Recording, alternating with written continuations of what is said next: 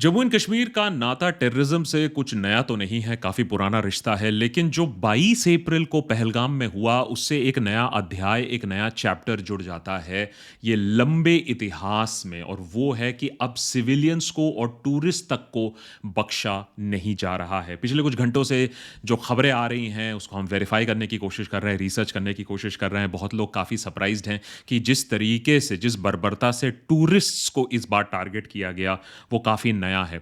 जो हमने रिसर्च करके देखा, जो बहुत लोग कह रहे हैं कि रीसेंट मेमोरी में the worst terror attack on civilians है, हमने जो खंगाल के देखा 25 साल में ऐसा सिविलियंस के ऊपर टारगेटेड अटैक हमें जम्मू एंड कश्मीर में नहीं दिखने को मिला है। 2001 में जम्मू एंड कश्मीर की स्टेट लेजिस्लेचर पर जो अटैक हुआ था, तब वहां सिविलियंस मारे गए थे। 2006 में डोडा पर जो अटैक हुआ था, वहां 25 के आसपास लोग मारे गए थे। अभी यहां 28 की बात हम ऑलरेडी कर रहे हैं, जो पहलगाम में हुआ। 2017 में मेरे ख्याल से अनंतनाग अमरनाथ यात्रा जो यात्री थे उन पर अटैक किया गया था, 8 के करीबन तब मारे गए थे। लेकिन ये एक नया अध्याय इसलिए अटैच हो रहा है क्योंकि 28 अभी जो डेथ टोल है, रात के 12 बज चुके हैं। डेथ टोल जो अभी हमारे पास हैं, जो आंकड़े अभी हमारे पास हैं, वो 28 का आंकड़ा है। 2 फॉरेनर्स भी इसमें शामिल है। मैं आपको छोटा सा एक क्लिप दिखाना चाहूंगा जो शायद आपको ये बयां कर दे कि वो कितना भीषण था। और ये ऐसा एक क्लिप है जो एक्चुअली जो ग्रूसम क्लिप्स है वो भी नहीं है। ये छोटा सा एक क्लिप मैं आपको तब भी दिखाना चाहूंगा। उमरा चलना यार। ओ ये था कोई दिसता जहांगीर तो यार बिहारियां पीछे जुलदे यार तू मौत ही कसम इधर गेंद है।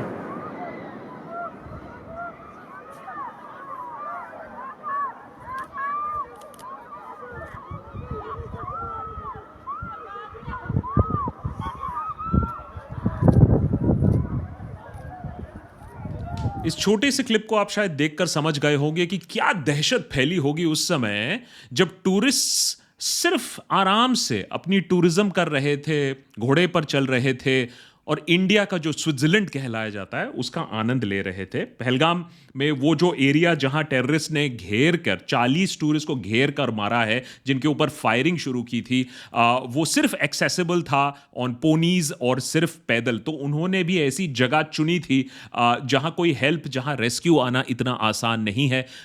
सिक्योरिटी क्यों नहीं थी वो अपने आप में एक सवाल है, उस पर अभी हम आते हैं। उमर अब्दुल्ला कहते हैं much larger than anything that we have seen directed at civilians in recent years। ये बहुत अहम स्टेटमेंट इसलिए है क्योंकि हम टेरर अटैक से तो काफ़ी वाकिफ़ हैं, जिस तरीके से क्रॉस बॉर्डर टेररिज्म होता है, पाकिस्तान जिस तरीके से टेररिज्म को बढ़ावा देती है। लेकिन कहीं ना कहीं एक डेस्पिरेशन किक इन कर रही है जब टूरिस्ट्स को अटैक किया जा रहा है, और ये लोकल क्यों नहीं है वो भी मैं आपको अभी बताऊंगा। नरेंद्र मोदी एक तरफ कह रहे हैं कि सूटेबल मेजर्स लिए जाएंगे, अमित शाह ऑलरेडी पहुंच चुके हैं, मौकाए वारदात पर भी जाएंगे, अभी मीटिंग रात तक वो कर रहे थे। इंटरेस्टिंगली इंटरनेशनल रिएक्शंस की अगर हम बात करें तो जेडी वैंस यहां ऑलरेडी थे। उन्होंने ट्वीट करके अपना शौक जताया, बोला कि हॉरिफिक टेरर अटैक है। ट्रंप इंडिया के साथ खड़े हुए हैं, उन्होंने बात साफ कर दी। व्लादिमीर पुतिन का भी मैसेज आता है कि ये एक सेंसलेस किलिंग था। और ये जरूरी क्यों है, इंपॉर्टेंट क्यों है, उसको भी समझाना काफी जरूरी है कि किस तरीके से फिलहाल इंटरनेशनल कम्युनिटी पूरी इंडिया के साथ खड़ी हुई है और इस इंटरनेशनल सपोर्ट का इंडिया कैसे इस्तेमाल कर सकती है, उसके बारे में भी बात करना जरूरी है। लेकिन उससे पहले मैं आपको एक छोटा सा क्लिप दिखाना चाहूंगा मंजुनाथ का, जो आए थे अपनी वाइफ पल्लवी के साथ, लाखों टूरिस्ट के तरह जिन्होंने जम्मू एंड कश्मीर को रीडिस्कवर किया है। जब वहाँ शांति फैली है तो कैसे वादियों में जाकर टूरिज्म का आनंद लोग उठा रहे थे, और इसके बाद उनके साथ क्या होता है और उनकी पत्नी के साथ क्या होता है, वो अपने आप में काफ़ी ग्रूसम है। मंजुनाथ शिवमोगा कर्नाटक से हम इंडियन ट्रैवल स्टोर्स में बुक करके कश्मीर प्रवास में आए हैं। अब हमारा कश्मीर टूर का दूसरा दिन है। कल हम बोट हाउस में ठहरे थे। बोट हाउस तो बहुत अच्छा था। अब हम शिकारा राइड कर रहे हैं। शिकारा राइड कर रहे हैं कश्मीर में। शिकारा राइड करवा रहे हैं मोहम्मद रफीक जी, और हमारा सब टूर ऑर्गेनाइज किया है काजल Thakur ji, Indian travel store से। बहुत अच्छा लगा, बहुत अच्छा सर्विस, धन्यवाद। ये आखिरी मैसेज था मंजुनाथ का। बिफोर टेररिस्ट ने उनको घेर कर, उनकी आइडेंटिटी पूछकर, उनकी हिंदू आइडेंटिटी पूछकर उन्हें गोली से मार गिराया। इनकी पत्नी का कहना है कि जब उन्होंने कहा कि मुझे भी मार डालो, मेरे पति को आपने मार दिया, तो टेररिस्ट ने अपेरेंटली उनसे कहा कि हम आपको नहीं मारेंगे, जाकर मोदी से बताओ इसके बारे में। तो कहीं ना कहीं एक क्लियर मैसेज है जो टेररिस्ट्स अपना काम करते हैं और वो किस तरीके से टेरर फैलाना चाहते हैं, दहशत फैलाना चाहते हैं, हिंदू मुस्लिम फसाद और बढ़ाना चाहते हैं। पाकिस्तान का एक पुराना एक स्ट्रैटेजी है, उसको फिर से कैसे अपनाया जा रहा है, to bleed India by 1000 cuts. अब पाकिस्तान ऑलरेडी इस चीज़ पर रोना धोना शुरू कर चुकी है। उनके फॉर्मर जो एक्सटर्नल अफेयर्स मिनिस्टर है, फॉरेन मिनिस्टर है, उन्होंने कह दिया है कि अरे नहीं, ये तो हमारे बॉर्डर से बहुत दूर एरिया है, यहाँ हम कैसे पहुँच सकते हैं, ये हमारे ऊपर क्यों लगा रहे हो, अपनी पार्टी से पूछो, अपनी सरकार से पूछो, हमारे ऊपर ब्लेम ना करो। और पाकिस्तान ये बिल्कुल कहेगा, क्योंकि पाकिस्तान ने एक चीज़ समझ लिया है कि अगर वो डायरेक्टली टेरर का रिस्पॉन्सिबिलिटी लेगा या अगर उनके ग्रुप्स डायरेक्टली टेरर का रिस्पॉन्सिबिलिटी लेंगे तो वो फिर से FATF में आ जाएंगे। फाइनेंशियल एक्शन टास्क फोर्स वो बला है जिससे पाकिस्तान बहुत सालों से जूझता आया है। ये वो अथॉरिटी है जो पाकिस्तान की जो फंडिंग है उस पर चोक होल्ड रखी हुई थी। पाकिस्तान वैसे में भी कटोरा लेकर घूमता रहता है और ये फंडिंग और कटने के बाद पाकिस्तान की हालत काफ़ी ख़राब थी।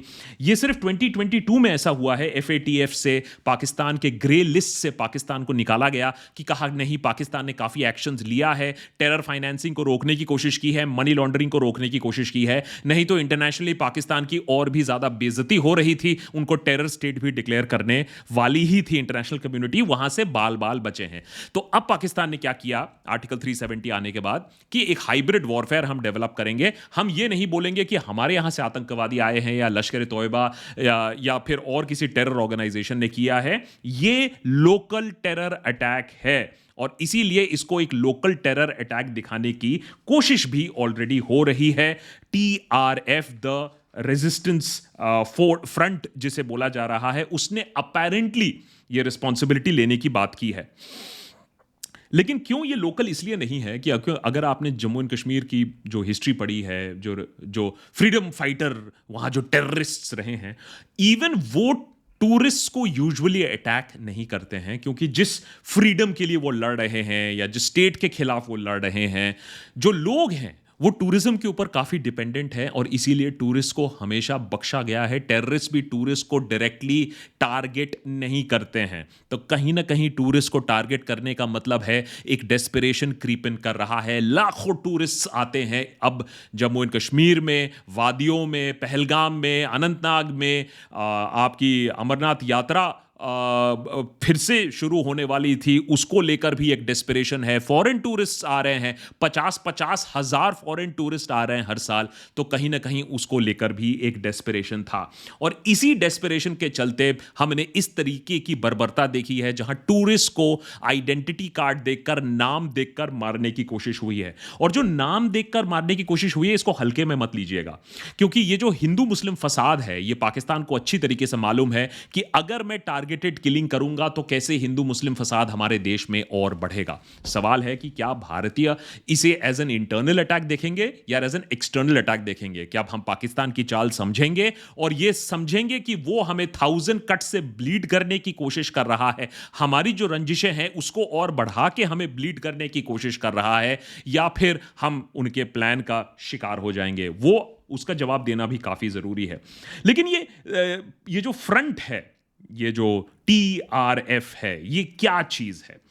इन्होंने, और ये कंफर्म नहीं है, फर्स्ट फ्यू आवर्स है, इसको कंफर्म नहीं किया जा सकता है, लेकिन सोशल मीडिया पर एक मैसेज जो वायरल हो रहा है इस समय, और वो TRF के तरफ से ये जो मैसेज आया है वो कहता है more than 85,000 domiciles have been issued to non locals creating a pathway for demographic change in Indian occupied Jammu and Kashmir. These non locals arrive posing a tourist obtain domiciles and then begin to act as if it's their own land. Consequently, violence will be directed towards those attempting to settle illegally. तो एक नया front खोलने की कोशिश हो रही है, us versus them की लड़ाई में एक नया अध्याय खोलने की कोशिश हो रही है कि अब जो बाहर से आएगा, और ये तो कोई सेटलर भी नहीं थे, ये तो टूरिस्ट थे, तो आप क्या कहने की कोशिश कर रहे हो या किस वजह से टेरर स्प्रेड करने की कोशिश कर रहे हो वो साफ दिख रहा है। और ये टीआरएफ वैसे में भी ऑनलाइन रिक्रूटमेंट में बिलीव करता है, नारकोटिक सप्लाई करता है पाकिस्तान से। तो इन ये बेसिकली लश्कर तोयबा ही है। अब समझ लीजिए कि देसी कपड़े पहनकर लश्कर तोयबा घूम रहा है। और रिक्रूटमेंट की अगर हम बात करें तो कहा जा रहा है कि 2 लोकल्स इन्वॉल्व हैं और 6 से ज्यादा जो टेररिस्ट हैं, 5 से 6 जो स्नीक इन करके आए थे पाकिस्तान से कुछ ही दिन पहले, उन्होंने इसको अंजाम दिया है। तो कहीं ना कहीं सिक्योरिटी फोर्सेस भी शायद थोड़ा सा कॉन्फिडेंट हो गई थी कि हमने ये मैटर पूरी तरीके से डील कर लिया है, टेररिस्ट से हम निजात पा चुके हैं कम से कम इस एरिया में, एंड टूरिस्ट यहां सेफ है। वो चीज खैर गलत साबित हो गई। लेकिन अब इंडिया इस पर कैसे रिस्पॉन्ड करेगा, ये काफी जरूरी इसलिए है क्योंकि रिस्पॉन्स मिलिटरीली है और रिस्पॉन्स पॉलिटिकली है। मिलिटरीली खैर हमें कोई प्रॉब्लम नहीं है, हमें अपने फोर्सेस पर काफ़ी यकीन है। प्रॉब्लम है कि हम इसको पॉलिटिकली कैसे डील करेंगे। अगर यहाँ ऑलरेडी काफ़ी कॉल्स आ चुके हैं, काफ़ी ग्रुप्स आ चुके हैं, अपने आप को नेशनलिस्ट कहलाने वाली ग्रुप्स आ चुकी हैं जो इसको प्रोटेस्ट करना चाहते हैं, करिए प्रोटेस्ट। ऑलरेडी हमने कुछ प्रोटेस्ट श्रीनगर में देख भी लिए हैं। लेकिन क्या पाकिस्तान अच्छी तरीके से जानता है कि ये जो प्रोटेस्ट होंगे फिर ये रीजनल से जाकर एंटी पाकिस्तान से जाकर ये कम्युनल दंगे बन जाएंगे? पाकिस्तान तो यही चाहेगा कि ऐसे प्रोटेस्ट हों, लोग भड़के और ये कम्युनल बन जाए इन नेचर, जिससे टूरिस्ट को मारने का जो असली मकसद है, आईडी कार्ड देखकर मारने का जो मकसद है, वो कम से कम सफल हो जाए कि लोग आपस में ही एक दूसरे को मार दे। अगर एक भी इंसिडेंट वायलेंट होता है, एक भी प्रोटेस्ट वायलेंट होता है, तो फिर समझ लीजिए उन लोग पाकिस्तान का समर्थन कर रहे हैं। ऐसा प्रोटेस्ट पाकिस्तान का समर्थन कर रहा है। इसीलिए सरकार को शायद इस समय ऐसे प्रोटेस्ट की परमिशन ही नहीं देनी चाहिए जो कि कम्युनल इन नेचर बन सके। दूसरी ओर मिलिट्री जो लैंड फोर्सेस है, surgical strike, aerial surgical strike, वो अच्छे से ऑलरेडी करके दिखा दिया है। लेकिन याद रखिए वो पुलवामा का जवाब था, वो उरी का जवाब था। यहां एक नया डायमेंशन खुल जाता है। जिस तरीके से बर्बरता से सिविलियंस और टूरिस्ट को मारा गया था, इनका कोई प्ले ही नहीं है। ये तो लोकल्स भी नहीं है, आर्मी और सिक्योरिटी फोर्सेस तो छोड़ो। तो कहीं एक जो मॉरल ग्रैंड स्टैंडिंग होती थी कि हम स्टेट के खिलाफ लड़ रहे हैं, अब वो डेस्पिरेशन आ गई है, मर्सनरी है, जो मुझे मिल जाए मैं उसे मार दूंगा।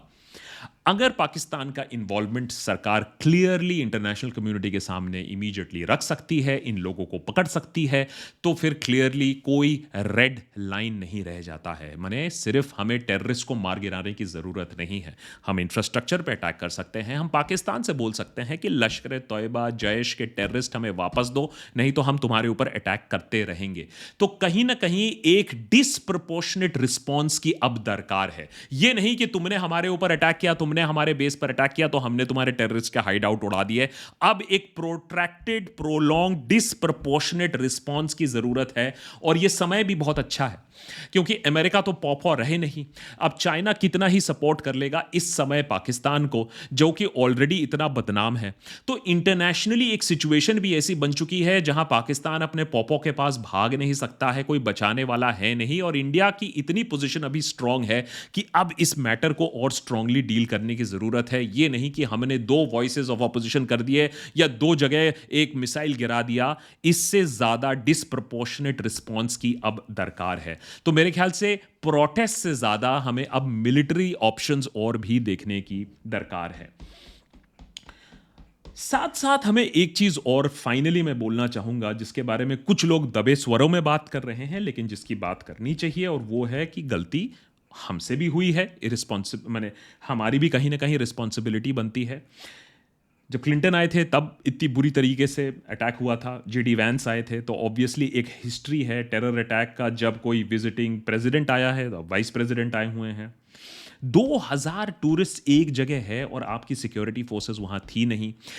कैसे लोगों ने सिक्योरिटी फोर्सेस की प्रेजेंस को पहले से भाप के इस तरीके से अटैक किया कि वो ना सिर्फ अटैक करें, ये फिदायीन अटैक नहीं था, अटैक करके सफलता से भाग निकले। रात के 12 बज चुके हैं, करीबन 12 घंटे होने को आ रहे हैं, अभी तक ये टेररिस्ट की पकड़े जाने की खबर है नहीं। मैं आशा करता हूं कि सुबह तक ये खबर मिल जाए। लेकिन इतनी बड़ी जो सिक्योरिटी लैप्स है उस पर भी सवाल उठने चाहिए कि इतना ओवर कॉन्फिडेंट हम क्यों हो गए, खासकर कि जब अमरनाथ यात्रा शुरू होने वाली थी। पहलगाम एक बहुत इंपॉर्टेंट जगह है उसके लिए, खासकर कि जब जेडी वैंस आए हुए थे। और यही एक प्रॉब्लम रहती है कि हम एक्शन तो ले लेंगे, और मुझे अपने फोर्सेस के पर एक सेकंड भी डाउट नहीं है, उन्हें जैसे ग्रीन सिग्नल मिलेगा ताबड़तोड़ काम शुरू हो जाएगा। लेकिन आज तक हमें यह नहीं मालूम चला कि पुलवामा में 300 केजी आरडीएक्स आया कैसे। आज तक हमें यह नहीं मालूम चला कि टेररिस्ट को exact movement of CRPF convoy किसने बताया, क्यों बताया, कैसे बताया। ऐसा तो नहीं है कि वो गेड़ी मार रहा था अपने गाड़ी को आरडीएक्स लाद के। तो ये जो सवाल हैं ये हम सवाल पूछते नहीं, जिसके बाद फिर से अटैक हो जाते हैं कि हमारे सिस्टम के अंदर कौन है जो ये इंफॉर्मेशन दे रहा है, क्या हमारे सिस्टम के अंदर कोई कमी है जिसे ढूंढ निकालने की दरकार है। हम बोलते हैं सब चंगासी है और फिर आगे बढ़ जाते हैं, लेकिन सब चंगासी है नहीं। सरकार बार बार बोलती आई है कि एकदम नॉर्मलसी हो चुकी है, नॉर्मलसी नहीं है। 2018 से लेकर 2022 तक आंकड़े बताते हैं 174 डेथ्स हो चुकी हैं, जहां तक सिविलियंस की, हमें सिर्फ सिविलियंस की बात कर रहा हूं। तो कहीं ना कहीं हमें यह समझना होगा कि ये एक चाल अब चली गई है। पहले धीरे धीरे मारा गया था, ये थोड़ी सी बड़ी एक हरकत हो गई है, जिसके वजह से हमें एक डिसप्रपोर्शनेट एक्शन लेने की दरकार है, सवाल पूछने की दरकार है। और ये जो पाकिस्तान का ट्रैप है कि हमें और बांटा जाए, हमें और काटा जाए, हमें और लहूलुहान कर जाए और वो बैठकर तमाशा देखें, उस पर सिंक इन करने ना करें, उसकी भी दरकार है। मध्य रात्रि में ये रिकॉर्ड कर रहा हूँ। होपफुली इन्फॉर्मेशन जितना हम गैदर कर पाए हैं, हमारी रिसर्च टीम भी लगी हुई थी, इन्फॉर्मेशन एक्यूरेट है। कोशिश हमारी यही रहती है और कोशिश बिल्कुल रहेगी कि जैसे और इन्फॉर्मेशन आए हम आप तक भी ये इन्फॉर्मेशन पहुँचाएं, लेकिन सतर्क रहने की अभी बहुत दरकार है और हम इनके ट्रैप में ना पड़े, उसकी भी बहुत दरकार है। जय हिंद।